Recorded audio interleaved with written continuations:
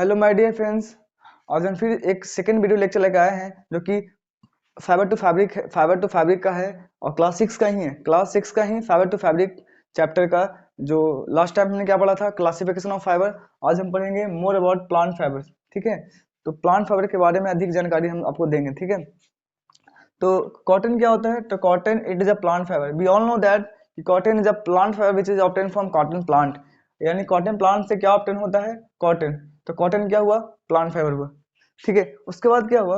It is generally grown in the agricultural field. हम cotton plant को कहाँ grow करवाते हैं? It is generally grown in the agricultural field. इसको cotton plant को जनरली कहाँ ग्रो करवाया जाता है? तो एग्रीकल्चरल फील्ड में इसको ग्रो करवाया जाता है। उसके बाद क्या है? It is generally grown in those places where black soils और फॉन and climate should be warm. यानी हम कॉटन प्लांट को उन क्षेत्र में उसको ग्रो करवाते हैं, उन एरियाज में इसको हम कॉटन प्लांट ग्रो करवाते हैं जहाँ का सॉइल क्या हो? ब्लैक हो। और क्या होना चाहिए? Climate should be warm.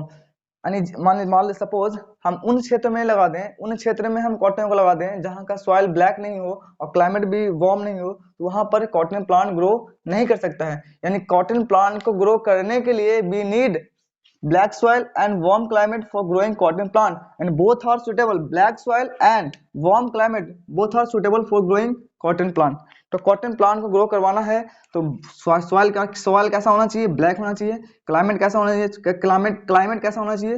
Warm होना चाहिए, तभी कॉटन प्लांट ग्रो कर पाएगा। जब अगर कॉटन प्लांट ग्रो होगा तो कॉटन हमें मिलेगा, क्योंकि कॉटन प्लांट से क्या प्राप्त होता है? कॉटन। ठीक है, we get cotton from the cotton plant.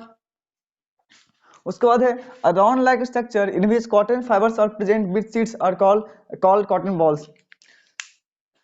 जब आप कॉटन प्लांट जहां जाइएगा, मान लीजिए उन क्षेत्र में जाइएगा जहां पर कॉटन प्लांट की जहां पर कॉटन प्लांट लगा होता है, वहां क्या देखिएगा? जब वहां देखिएगा आप तो राउंड लाइक स्ट्रक्चर दिखेगा। क्या दिखेगा आपको? राउंड लाइक स्ट्रक्चर, जिसमें क्या दिखेगा आपको? Cotton fibres with seed. यानी राउंड लाइक स्ट्रक्चर दिखेगा। राउंड लाइक स्ट्रक्चर, इसमें क्या दिखेगा आपको? कॉटन फाइबर्स दिखेगा विद सीड के साथ। ठीक है, इन्हीं राउंड लाइक स्ट्रक्चर को हम क्या कहते हैं? Cotton balls. कॉटन बॉल्स, जैसा कि आप फिगर में देख रहे हैं, तो दिस इज कॉटन बॉल्स।